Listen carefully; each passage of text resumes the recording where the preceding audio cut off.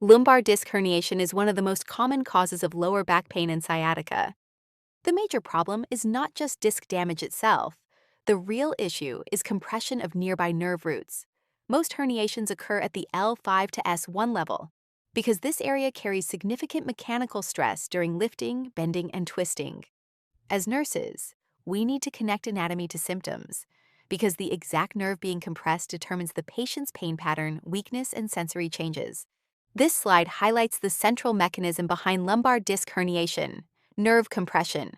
When the disc protrudes outward, it presses on the spinal nerve root, triggering inflammation, neuropathic pain, numbness, and weakness. The L5 to S1 junction is the most common location because it absorbs high biomechanical load during movement and weight-bearing activities. Sciatica occurs when lumbar nerve roots become irritated or compressed. Patients often describe sharp, burning, shooting pain, radiating from the low back into the buttock and down the leg. Additional findings may include numbness, tingling, muscle weakness, or decreased reflexes along the affected dermatome. Patients frequently shift posture or guard movement in an attempt to reduce nerve pressure and avoid worsening pain. Lumbar disc symptoms typically worsen when spinal pressure increases. Actions like coughing, sneezing, bending, twisting, or lifting can sharply increase intradiscal pressure and aggravate nerve compression.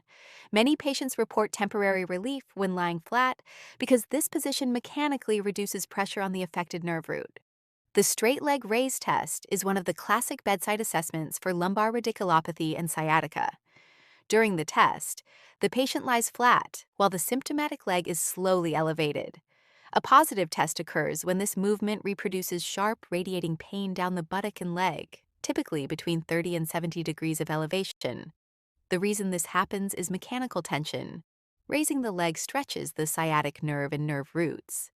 If those structures are already compressed by a herniated lumbar disc, the added traction reproduces the characteristic shooting neuropathic pain. Diagnosis begins with a detailed history and physical exam. The nurse assesses pain triggers, reflex changes, weakness, sensation, and performs the straight leg raise test to evaluate nerve root irritation. MRI is considered the gold standard because it clearly visualizes soft tissue, disc herniation, and nerve compression.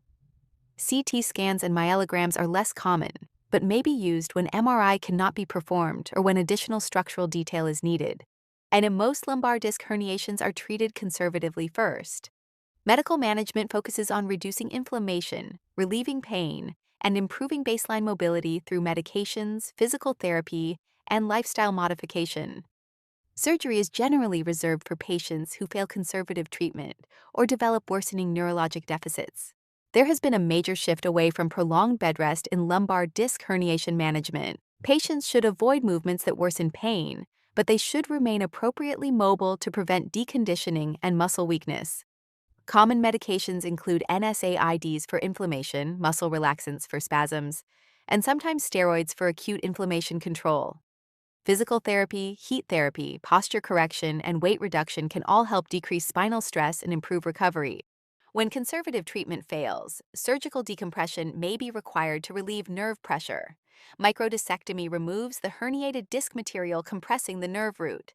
Percutaneous discectomy uses minimally invasive techniques, while laminotomy widens the spinal canal to reduce pressure. Postoperative nursing care focuses on neurologic assessment, pain control, mobility, and monitoring for complications. Preoperative nursing care focuses on establishing a strong neurologic baseline. The nurse assesses pain, sensation, movement, reflexes, and closely monitors bowel and bladder function because changes may signal cauda equina syndrome. Teaching is also critical before surgery. Patients need instruction on log rolling, coughing, and deep breathing exercises, and early mobility expectations. Postoperatively, nursing priorities include monitoring for bleeding, neurologic decline, pain changes, and especially urinary retention, which is a common complication after spinal surgery and anesthesia. Proper positioning after lumbar surgery is essential to reduce spinal stress and protect the surgical site. A small pillow is typically placed under the head, while the knees remain slightly flexed to decrease lumbar tension. Extreme knee flexion should be avoided because it can increase discomfort and alter spinal alignment. Then, after lumbar surgery, patients must move using strict spinal precautions. The log roll technique keeps the spine aligned as one unit and prevents twisting of the lumbar vertebrae.